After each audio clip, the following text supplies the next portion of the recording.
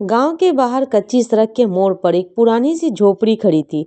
मिट्टी की दीवारें, ऊपर से फूस की छत और सामने दो तीन टूटे बेंच।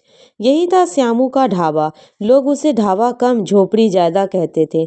बरसात में छत टपकती, गर्मी में धूप सीधी भीतर घुस जाती और सर्दी में ठंड हवा हड्डियों को कपा देती।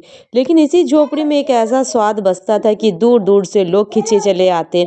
श्यामू कभी शहर में एक होटल में काम करता था। बर्तन मांजते मांजते उसने मसालों की खुशबू पहचानी, रोटियों की लोई गुथी, दाल में तड़का लगाया। मालिक ने वादा किया था कि मेहनत रंग लाएगी, पर एक दिन बिना वजह नौकरी से निकाल दिया।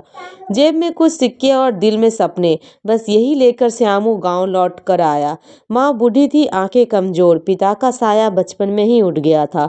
शहर की चमक धुंधली पड़ गई, पर हाथों की हुनरमंदी नहीं हुई।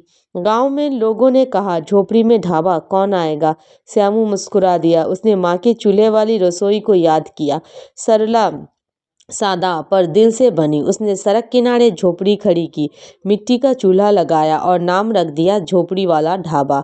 शुरुआत में दिन भर में दो चार ग्राहक आते, कोई ट्रक ड्राइवर, कोई किसान। पैसे कम मिलते, पर श्यामू हर थाली में मेहनत और सम्मान परोसता। उसकी खासियत थी ईमानदारी। दाल पतली नहीं, सब्जी में पानी नहीं, रोटी अधपकी नहीं, मसाले वही जो घर में हो, पर मात्रा सही। वो ग्राहकों से पूछता, नमक ठीक है, और जवाब का इंतजार करता। धीरे धीरे लोग ने महसूस किया कि इस झोपड़ी में सिर्फ खाना नहीं, अपनापन भी मिलता है। एक दिन बारिश में फंसा एक स्कूल मास्टर ढाबे पर रुका। कपड़े भीग चुके थे, पेट भूखा। श्यामू ने गर्मा गर्म चावल, अरहर की दाल और सरसों की साग रख दी। मास्टर ने खाकर कहा, बेटा, यह स्वाद किताबों में नहीं मिलता। अगले हफ्ते वही मास्टर अपने दोस्तों को लेकर आया।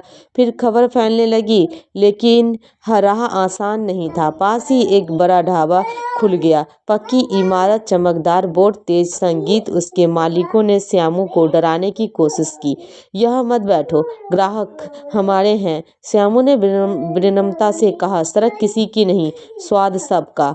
वहां डटा रहा। एक बार आग लग गई, चूल्हे से ठीक चिंगारी ने फूस पकड़ लिया। झोपड़ी का आधा हिस्सा जल गया। लोग समझे अब ढाबा बंद। श्यामू की आंखों में आंसू थे, पर हौसला जिंदा। गांव वालों ने लकड़ियां दी, किसी ने तिरपाल, किसी ने बर्तन। 2 दिन में झोपड़ी फिर खड़ी हो गई। उस दिन श्यामू ने सबको मुफ्त खिचड़ी खिलाई। शायद पहली बार उसने लगा कि वो अकेला नहीं। समय बदला। ट्रक ड्राइवर के बीच ढाबे की चर्चा होने लगी। रात में वहीं रुका। खाना सच्चा है, श्यामू ने मेनू से नहीं पढ़ाया, वह गुणवत्ता बढ़ाई। घी की खुशबू, ताजी सब्जी और साफ पानी, यही उसकी पूंजी थी। उसने माँ के हाथों से सीखी, रेसिपी को संभाल कर रखा। एक दिन शहर से आए एक फूड ब्लॉगर ने ढाबे पर वीडियो बनाया। कैमरे के सामने श्यामू घबराया, पर सच बोला, मेरे पास बड़ा ढाबा नहीं, बड़ा दिल है। वीडियो वायरल हुआ। अगले महीने लोग खास तौर पर झोपड़ी देखने आने लगे। किसी ने कहा, पक्का ढाबा बना लो। श्यामू ने सोचा, फिर बोला, जब तक ये झोपड़ी है, पहचान है। फिर भी उसने सुधार किया, छत मजबूत की, बेंच ठीक कराए, हाथ धोने के लिए साफ जगह बनाई, दाम नहीं वही रखे। एक दिन बड़े ढाबे का मालिक भी आया, चुपचाप खाना खाया, पैसे दिए और जाते जाते बोला, तुम जीत गए। श्यामू ने मुस्कुराकर कहा, जीत स्वाद की होती है। माँ की तबीयत बिगड़ी। श्यामू ने ढाबा बंद नहीं किया, पर समय बांटा। गांव के लड़के लड़कियों को काम सिखाया, रोटी बेलना, सब्जी काटना, ग्राहकों से बात करना। उसने कहा, काम छोटा नहीं, नीयत बड़ी होनी चाहिए। माँ ठीक हुई और ढाबे की चौखट पर बैठकर ग्राहकों का आशीर्वाद देने लगी। आज भी सड़क के मोड़ पे वही झोपड़ी है। बोर्ड फीका पड़ गया है, पर नाम चमकता है। लोग कहते हैं, यह ढाबा नहीं, कहानी है, मेहनत की, ईमानदारी की और उस स्वाद की जो दिल से निकलकर थाली तक पहुँचता है। श्यामू जानता है, दुनिया बदलती रहेगी, पर झोपड़ी वाला ढाबा अपने भरोसे पर टिका रहेगा, मिट्टी से जुड़ा, मन से बना।